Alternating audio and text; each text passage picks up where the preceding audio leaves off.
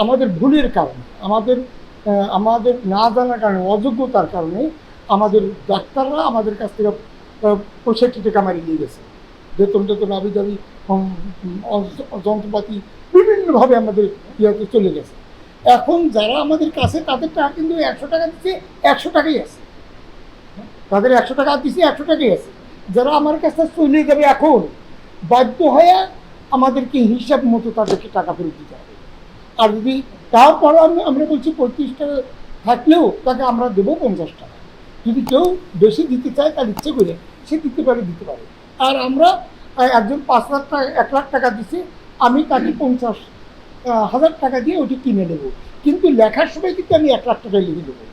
হিসাবে তার 60 টাকা 65 টাকা শেষ হয়ে গেছে ওই মুহূর্তে। এখনও আমরা দেনামুক্ত হই নাই, এখনও আমার মহাসচিব জানে আমরা এখনও দেনামুক্ত হই নাই, এখনও অনেক দিনে আছে। কিন্তু যারা টাকা নেবে না তাদের 100 টাকাই আছে আমাদের কাছে।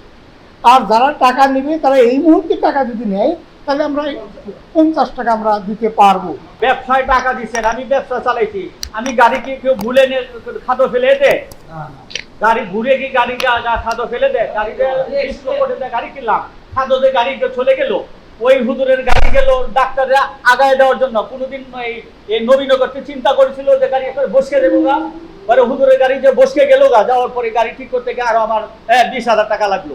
এতে 20,000 টাকায় কি জরিমানা দেওয়ার কি আমার চিন্তা ছিল? তাহলে এটা কি ভুল?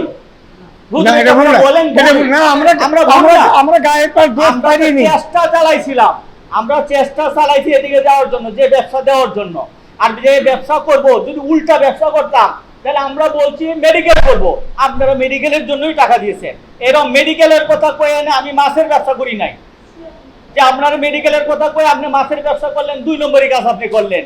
আমরা মেডিকেলের কথাই কয়ে আনছি, মেডিকেলই করছি। কিন্তু মেডিকেল আমাদের অযোগ্যতার কারণে হোক, যে কোনো কারণে হোক, বা ব্যবসা চালাইতে পারি নাই, বা যে কোনো কারণে ড্যামেজ গেছে, এটাকে আমাকে বলতে হবে? ব্যবসা করলে তো লস হইতেই পারে। আমারে পাঠাচ্ছেন, আমি কোথায় গেলাম, আমি জিনিস কিনতে গেলাম ইয়েতে, আমি জিনিস কিনলাম সিধা, যখন মাল নিয়ে আসি অ্যাক্সিডেন্ট করে মাল নষ্ট হয়ে গেছে গা।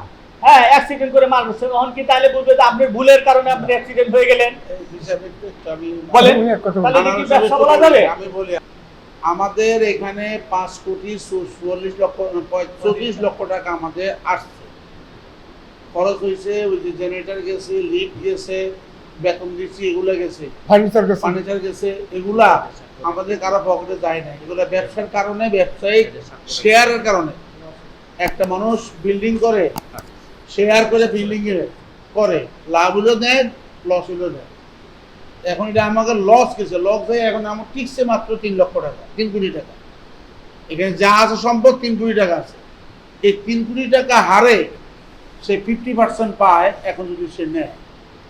আর যদি সে থাকে, আমরা এটাকে ব্যবসা করে বাড়াইয়া তাকে 100-এ 100 দিব, 100-এ 100 দিব। তাকে যাইতে বলি না, আমরা লভ্যাংশ সহ দিব তাকে, আমরা কিন্তু যাইতে বলি না। এখন আমাদের যে যা মূলধন আছে, যদি আমরা এর থেকে বাড়াই দিতে যাই তাহলে কে দিবে? আপনি দিবেন? অত বাড়াবাড়ির দরকার নাই, যেটা করছে এটা ইনসাফ মাফিক করছে।